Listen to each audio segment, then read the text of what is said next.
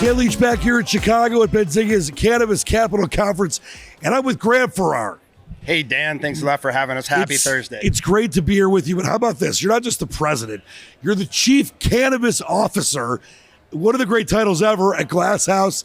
First off, a lot of exciting things going on at Glass House, but talk about being the chief cannabis officer. I guess you get to name your own title when you start something. When you get the opportunity to be a founder of something, you get a chance to pick your titles, and what better thing to be a chief of than cannabis? So chief cannabis officer, I love the plant. I've loved the plant since probably before I should have. I sometimes joke I've been in this industry since I was a sophomore in high school, but when you love weed, then the idea that you get to lead a weed company is something really special. I pinch myself every day for it. It's awesome. And let's talk about Glass House. And there's got obviously a lot of exciting things going on, but let people know kind of what you guys are all about. Yeah, so Glass House, we're a single state operator or super state operator, we call it. California is our sole focus. We've been there since the beginning. It's all we do. We are vertically integrated there. The cornerstone for us is cultivation. We've got the world's largest cannabis greenhouse, or the universe's largest cannabis greenhouse at this point. It's 5.5 million square feet. Cultivation is where we started. We started with a small farm in Carpinteria. It felt big at the time, but today is smaller, 150,000 square feet. Then got a second one of 350,000 square feet, and now the big one, which is 5.5 million square feet. It's about half full. So we've got two of our 5 flower houses filled up. We also have 10 stores. We have the top-selling flower brand in California by units. We have a number of flower brands. We have plus gummies and edibles. So we're vertically integrated. California is a challenging market, always has been. We also know that challenge and that competition and that training at altitude breeds excellence. And eventually, our goal, our expectation is we know what people want. They want California cannabis across the country, across the globe. And we grow the best cannabis for the least amount of money, the best value of anybody out there. Right now we're stuck in California, but eventually we're going to bring that to the world. I love that motto, by the way, the most best cannabis for the least amount of money. But listen, we're in a very interesting time where, and I'm not going to ask you to make a prediction because this has kind of been the similar thread that I've talked to a lot of people about these last couple of days, where we're working our way towards legalization. Yeah. It should, in my opinion, it should have happened a long time ago. I've been saying it was going to happen in 2 years for 6 years now. Well, and I've seen in the cannabis business, 1 year's like 7 years anyway. Right. It's dog years. Yeah. But when you look at where we're going, it seems like we're on a hopeful track. Yeah.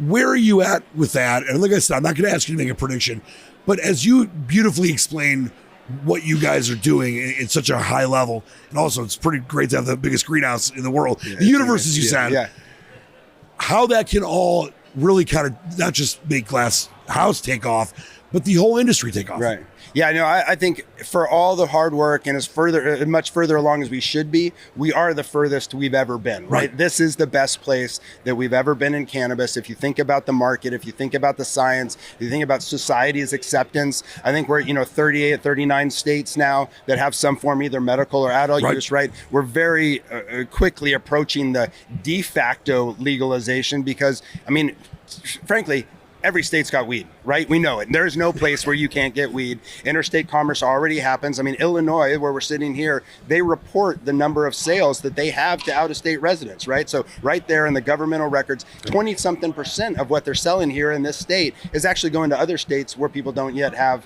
legal access. So some states call it medical, some states call it adult use. These days, some states call it hemp. Every single state has it. And the fact of the matter is cannabis helps people live better lives, right? Like the why we do what we do at Glass House is because we want to help people feel better with plants. And the world more and more wants that, right? 9 out of 10 people now agree that cannabis should be legalized. We know it has acceptable medical uses. Health and Human Services has come through and said this is medicine, right? So Schedule 1 is the wrong place. We know it. The DEA knows it at this point. They've admitted to the process. Now we're just talking about the science. It shouldn't even be on the schedule, right? It clearly can't be on Schedule 1. More dangerous than fentanyl, right? So if they're not going to take it off, it's at least going to go to 3. I think that's going to catalyze a lot.